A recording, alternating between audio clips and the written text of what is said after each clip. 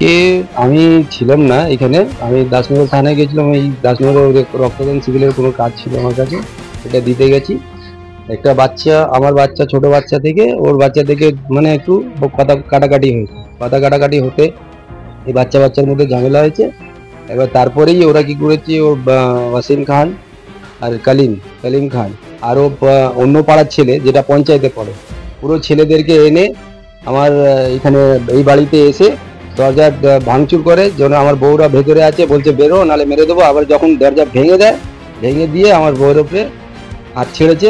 এখন ওকে হাওড়া হসপিটালে ভর্তি করে রেখেছি, নিয়ে গেছি। আজকে যাব, দেখি কি হয়, রিপোর্টে এ হবে। বাচ্চাদের জন্য হয়েছে, এবার তো আমি জানি না। আমার বাচ্চা যদি ভুল করে আমাকে এসে বলতে পারতো।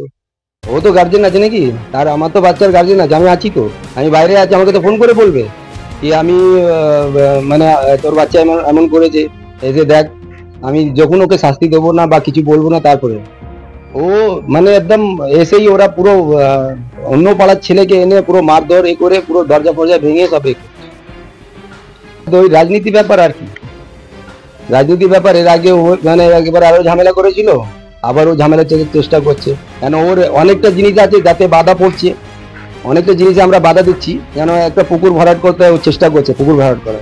সেই পুকুর ভরাট করাতে আমরা বাধা দিচ্ছি, কেন পুকুরটা ভরাট হবে না বলে।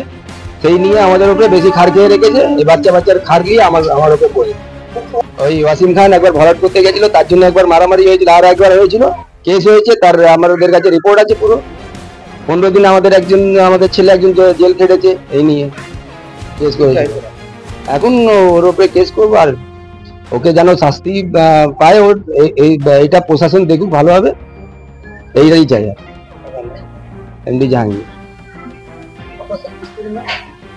ইমরানা খাতুন।